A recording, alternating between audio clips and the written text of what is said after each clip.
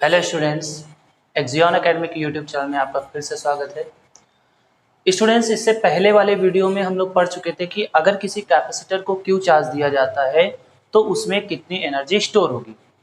आज हम ये पढ़ेंगे कि अगर दो कैपेसिटर, उनमें से एक चार्ज हो सकता है, उनमें से एक अनचार्ज हो सकता है या दोनों चार्ज हो सकते हैं, तो अगर उनको आपस में कनेक्ट किया जाता है तो उसकी जो कॉम्बिनेशन हमने किया है उस वजह से उनकी एनर्जी में क्या फर्क पड़ेगा, मतलब एनर्जी बढ़ेगी, एनर्जी घटेगी या एनर्जी वही रहेगी।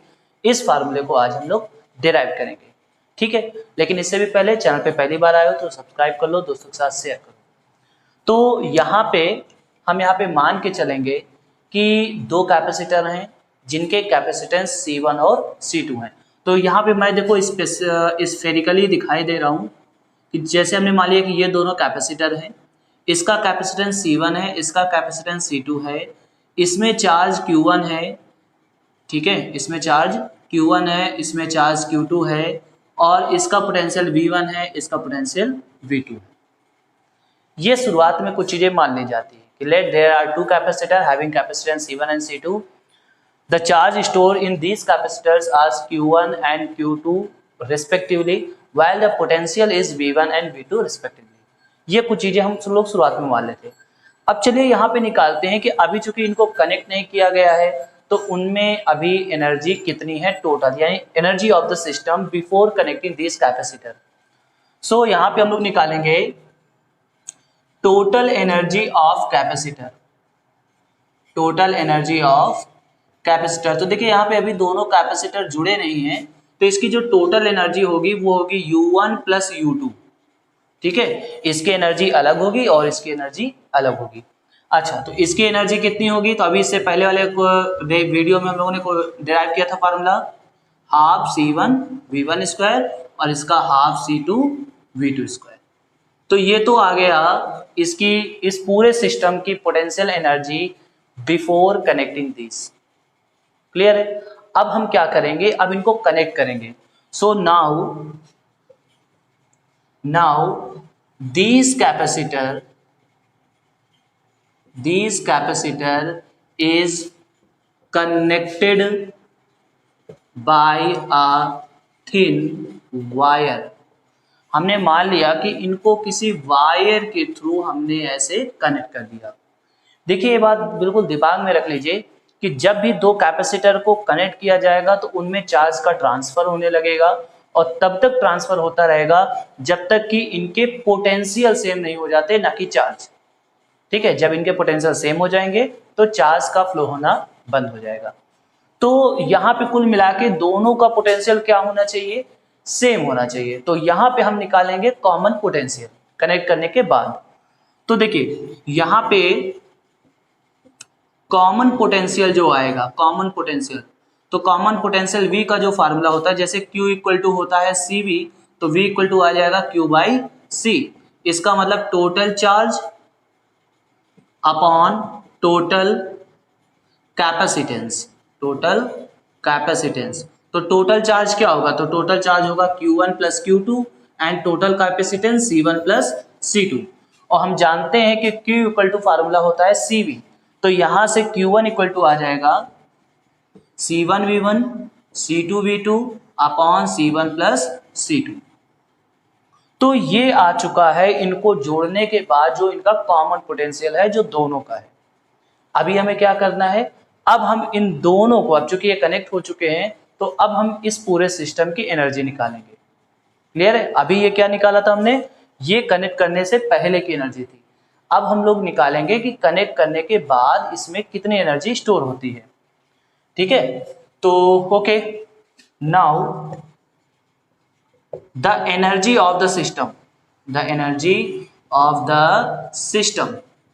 तो energy of the system let's say कि वो U डैश है, तो इसके लिए फार्मूला क्या होगा, हाफ CV स्क्वायर होता है, तो C की जगह पे क्या आ जाएगा C1 plus C2 into common potential V का स्क्वायर।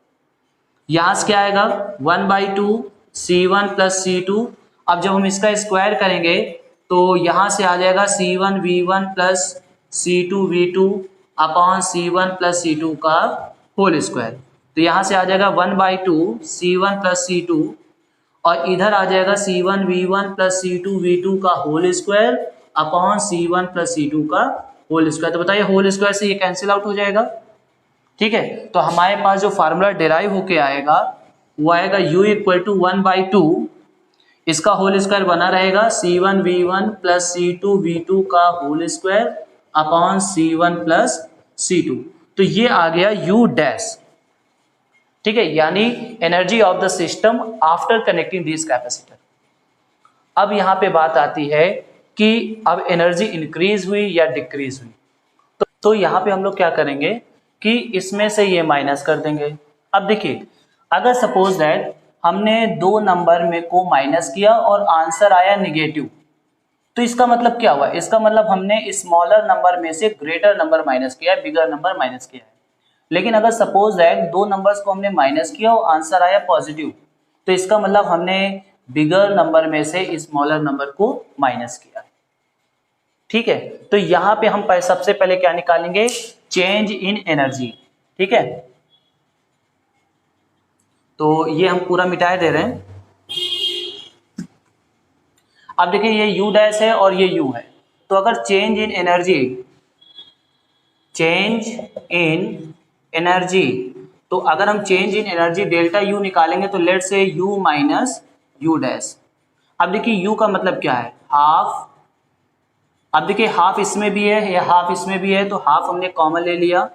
यहाँ पे बचा C1V1 square plus C2V2 square minus यहाँ आ जाएगा C1V1 प्लस C2V2 का whole square upon C1 plus C2। अब देखिए यहाँ पे हम सबसे पहले एलसीएम लेंगे। यहाँ पे क्या आ जाएगा? C1 प्लस C2 एलसीएम आ जाएगा। अब C1 प्लस C2 एलसीएम में क्या होगा? इसका यहाँ क्रॉस मल्टीप्लाई होगा।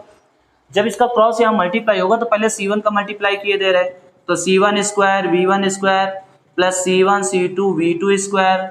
अब C2 का मल्टीप्लाई करो तो C1 C2 V1 square plus C2 square V2 square.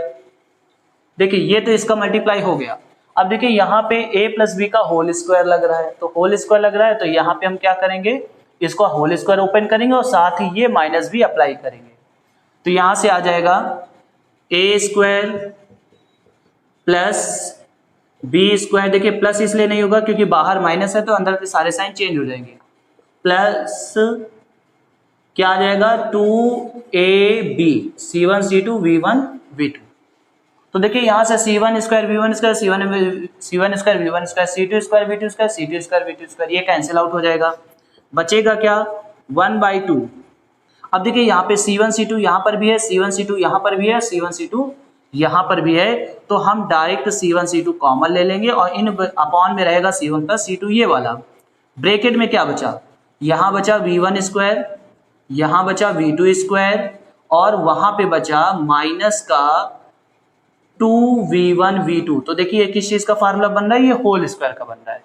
तो यहां से delta U equal to formula आ जाएगा 1/2 C1 C2 upon C1 plus C2 into V1 minus V2 का होल स्क्वायर। अब हम यहाँ पे बात करते हैं कि ये पॉजिटिव है कि निगेटिव है, ठीक है। तो देखिए यहाँ पे C1 और C2 ये क्या होते हैं? ये तो हमेशा पॉजिटिव होते हैं। किसी भी ऑब्जेक्ट की कैपेसिटेंस मिनिमम 0 हो सकती है, नेगेटिव तो हो नहीं सकती। उसके बाद देखिए यहाँ प्लस है, तो इसका मतलब दोनों को जोड़ेंगे, ऐड करेंगे तो निगेटिव तो आ नहीं सकता। अब इसकी बात करते हैं। यहाँ पे V1 में से चाहे V2 माइनस करें या V2 में से V1 माइनस करें, चूंकि इसका स्क्वायर है तो ओवरऑल इसका रिजल्ट क्या आएगा? पॉजिटिव आएगा, ठीक है। तो यहाँ पे लिख देंगे कि since delta U is positive, delta U क्या है?